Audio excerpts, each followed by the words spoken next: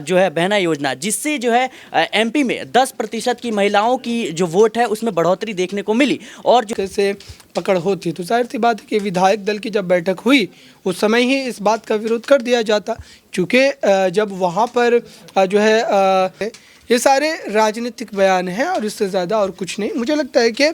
शिवराज सिंह चौहान को जानबूझ करके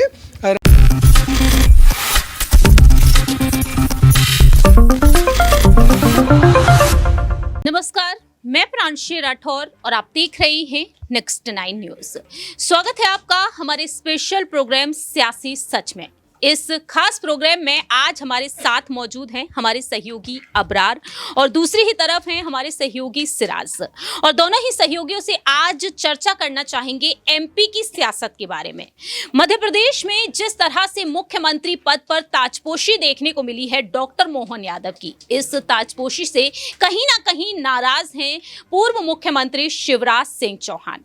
आखिरकार शिवराज सिंह चौहान इस पद पर वापसी कर ही लेंगे या फिर बीजेपी आलाकमान जो भी फैसला सुनाएंगे उसी फैसले को वह हंसते हंसते स्वीकार कर लेंगे। लेकिन दूसरी ही तरफ देखा गया है कि इस चुनावी मैदान में उतर आए हैं उनके बेटे कार्तिकेय सिंह चौहान, और इसके बाद से मध्य प्रदेश की जो सियासत है बीजेपी खेमे में एक नया ही मोड़ ले चुकी है, क्योंकि कार्तिकेय सिंह चौहान साफ तौर पर कह चुके हैं कि आपके जो मुद्दे हैं, आपकी जो मांगे हैं, उनकी खातिर मैं अपनी ही सरकार से लड़ जाऊंगा। और ऐसे में तमाम तरीके के सवाल खड़े हो चुके हैं। अब यहां पर नौबत ये तक आ चुकी है कि कांग्रेस खेमे का उन्हें समर्थन मिल रहा है और कांग्रेस से कहा जा रहा है कि पूर्व मुख्यमंत्री पूर्व प्रदेश अध्यक्ष कमलनाथ बागी हो सकते हैं, और जो मौजूदा समय में प्रदेश अध्यक्ष हैं जीतू पटवारी, कहीं ना कहीं उनकी तरफ से एक संपर्क कहीं ना कहीं साधना यहां पर देखा जा सकता है। तो पहला सवाल यहां पर लेना चाहेंगे अबरार से कि आखिरकार मध्य प्रदेश की सियासत पर उनका क्या कुछ कहना रहेगा। देखिए, मध्य प्रदेश में जो है चेहरे के रूप में जो एक बड़ा परिवर्तन भारतीय जनता पार्टी ने किया है। जाहिर सी बात है कि ये जोखिम भरा फैसला था, लेकिन इस फैसले के बाद अब सवाल ये है कि लोकसभा चुनाव में क्या पार्टी उसी जो है तरीके से एकत्रित होकर के काम करती नजर आएगी, क्योंकि शिवराज सिंह चौहान का जितना लंबा राजनीतिक करियर रहा है और जितने लंबे समय तक वो प्रदेश के मुख्यमंत्री बने रहे, जाहिर सी बात है कि उनका कहीं ना कहीं एक दबदबा अभी भी देखने को मिलता है और पार्टी के लगभग आप कह सकते हैं कि विधायक उनके संपर्क में बने रहते हैं। तो ये जो जेपी नड्डा का एक बयान आना और ये कहा जाना कि शिवराज सिंह चौहान को बाहर नहीं किया गया बल्कि आने वाले दिनों में उनको जिम्मेदारियां मिल सकती है, ये सारे राजनीतिक बयान हैं और इससे ज़्यादा और कुछ नहीं। मुझे लगता है कि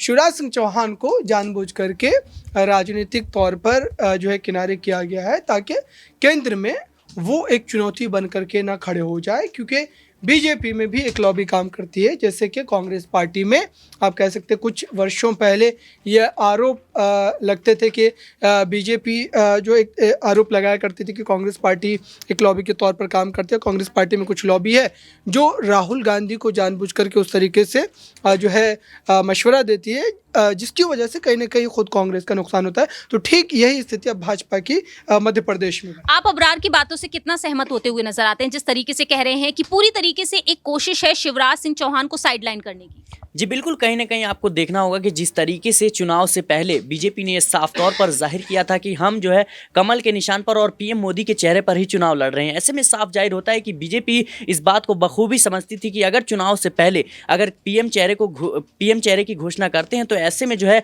पार्टी में दरार हो सकती है और शिवराज सिंह चौहान कोई बड़ा खेल खेल सकते हैं। क्योंकि आपको समझना होगा जिस तरीके से शिवराज सिंह चौहान का प्रभाव रहा है मध्य प्रदेश के चुनाव में, इसमें कोई दो राय नहीं कि प्रधानमंत्री नरेंद्र मोदी के चेहरे पर भी वोट मिले हैं बीजेपी पार्टी को। लेकिन आपको यह भी समझना होगा कि शिवराज सिंह चौहान जो है काफ़ी ज़्यादा प्रभावित किए हैं, जिस तरीके से खासतौर पे हम बात करें उनकी दो योजनाओं की, लाडली लक्ष्मी योजना और लाडली जो है बहना योजना, जिससे जो है एमपी में 10% की महिलाओं की जो वोट है उसमें बढ़ोतरी देखने को मिली और जो है वो सारे के सारे वोट कहीं ना कहीं बीजेपी पर पड़े और इसी वजह से कहीं ना कहीं बीजेपी ने एक प्रचंड बहुमत हासिल कर दोबारा सत्ता में वापसी की। तो निश्चित रूप से एक आने वाले भविष्य में जो है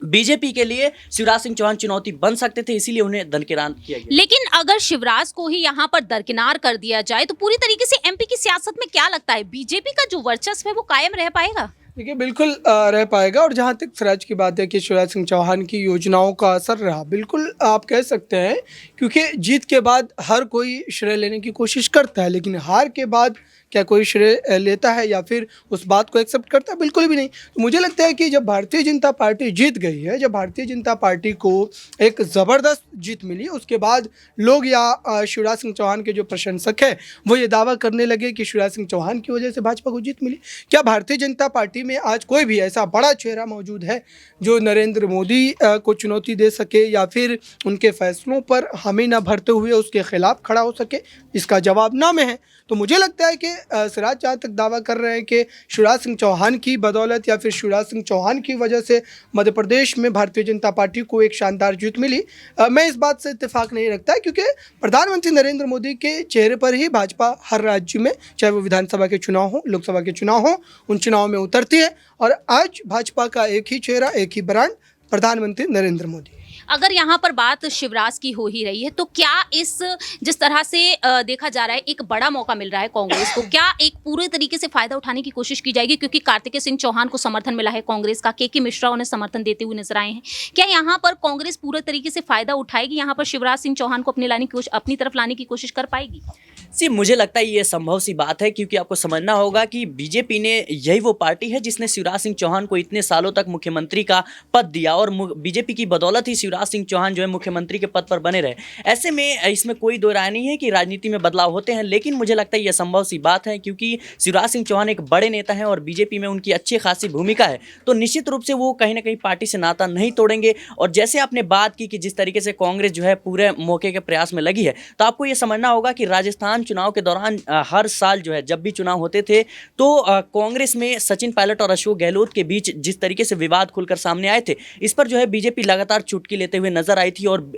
बीजेपी ने पूरी कोशिश की थी कि पार्टी के अंदर दरार जो है खींची जाए। यही वो वजह है कि कांग्रेस भी अब जो है बीजेपी की इस दरार को और इस बातों को कहीं ना कहीं पूरा फायदा उठा रही है, चुटकी लेने का प्रयास कर रही है, जिससे जो है ये सारी चीजें अब खुलकर सामने आने लगी हैं। आखिरकार 24 का जो महासंग्राम अब देखने को मिलने वाला है, क्या शिवराज सिंह चौहान की वजह से एक डर और खौफ कहीं ना कहीं मोदी सरकार में था? क्योंकि 4 बार वह मुख्यमंत्री रहे, 5वीं बार वह मुख्यमंत्री बनने जा रहे थे। देखिए, बिल्कुल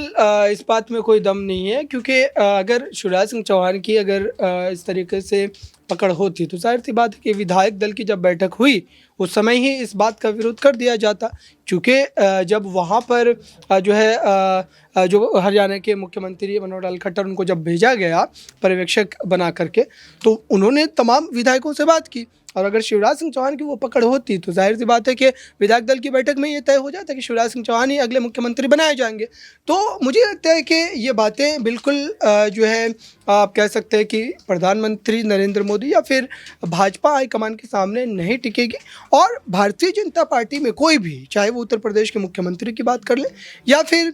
खुद शिवराज सिंह चौहान की बात करें, कोई भी ऐसा चेहरा मौजूद नहीं है जो बीजेपी हाईकमान को चुनौती दे सके, क्योंकि बीजेपी में एक ही ब्रांड है, एक ही नाम है, और उसी नाम के साथ भारतीय जनता पार्टी बीते 10 वर्षों से लगातार राजनीति कर रही है और राजनीति करते हुए अपने उस जो है विजय रथ को लगातार आगे भी बढ़ा है। आखिरकार क्या लगता है, क्या नई पार्टी का गठन यहाँ पर देखा जा सकता है शिवराज और कार्तिकेय की तरफ से? जी, इसमें कोई भी मैं कह सकता हूँ संभावनाएं नहीं है। मैंने पहले ही कहा, जिस तरीके से शिवराज सिंह चौहान जो है मुख्यमंत्री पद पर बने रहे, इसकी जो सारा श्रेय कहीं ना कहीं बीजेपी को जाता है, क्योंकि शिवराज सिंह चौहान मुख्यमंत्री बने और इसी के तहत उनकी लोकप्रियता बढ़ी, क्योंकि बीजेपी पार्टी लगातार जो है प्रचार प्रसार की और जिस तरीके से जो है कहीं ना कहीं ज्योतिरादित्य सिंधिया आए अपने विधायकों के साथ और दोबारा जो कहीं ना कहीं बीजेपी की सरकार बनी, तो बीजेपी पार्टी ही है जिसकी बदौलत शिवराज सिंह चौहान चमके। और उस पार्टी के खिलाफ मुझे नहीं लगता कि शिवराज सिंह चौहान जाने का प्रयास करेंगे, खास तौर पे इस समय प्रधानमंत्री नरेंद्र मोदी के नेतृत्व में और अमित शाह जैसे बड़े नेता के सामने मुझे लगता है शिवराज सिंह चौहान कुछ भी नहीं कर सकते। छोटा सा सवाल रहेगा अबरार आखिरी, कि क्या वाकई में अगर शिवराज ऐसा करते भी हैं तो क्या उन्हें कोई फायदा हो पाएगा या नहीं? देखिए, इस वक्त अगर देखा जाए तो उनके राजनीतिक दौर का कहीं ना कहीं आखिरी समय चल रहा है, लेकिन सवाल ये है कि जब आप सोचिए, एक उदाहरण ये भी है कि गुलाम नबी आज़ाद, जो कि राजीव गांधी के समय से कांग्रेस पार्टी में जुड़े रहे और अब तक आप कह सकते हैं कि सबसे अनुभवी लीडर में उनका शुमार किया जाता था, लेकिन आखिर समय पर उनको नीतियों से कहीं ना कहीं नाराज़गी हुई और राहुल गांधी के खिलाफ उन्होंने कई तरीके की बातें कही और फिर पार्टी से बगावत भी कर ली, इस्तीफा भी दे दिया। तो बिल्कुल इस तरीके की संभावना है। शिवराज सिंह चौहान भी आने वाले दिनों में वो कदम उठा सकते हैं, क्योंकि कम से कम गुलाम नबी आज़ाद से तो बेहतर स्थिति शिवराज सिंह चौहान की अभी भी बनी हुई है। गुलाम नबी आज़ाद राज्यसभा में थे या फिर और कई बड़े पद पर थे, लेकिन शिवराज सिंह चौहान की तरह वो लंबे समय तक 4 बार जो है मुख्यमंत्री तो नहीं बनाए गए। तो मुझे लगता है कि शिवराज सिंह चौहान के पास एक विकल्प ये भी मौजूद है। अब फिलहाल देखा जाए यहाँ पर शिवराज सिंह चौहान का अगला फैसला क्या होगा, ये वक्त के साथ साथ ही पता चलेगा, क्योंकि दावे ये किए जा रहे हैं कि छिंदवाड़ा लोकसभा सीट से वह चुनाव लड़ सकते हैं या फिर उन्हें राष्ट्रीय उपाध्यक्ष बनाया जा सकता है। देखते हैं कि आखिरकार उम्र के आधार पर और उनके अनुभव को देखते हुए जेपी नड्डा, अमित शाह उन्हें क्या कुछ जिम्मेदारियां सौंपते हुए नजर आएंगे। इस खास रिपोर्ट में इतना ही। बाकी की तमाम अपडेट्स के लिए देखते रहिए नेक्स्ट 9 न्यूज।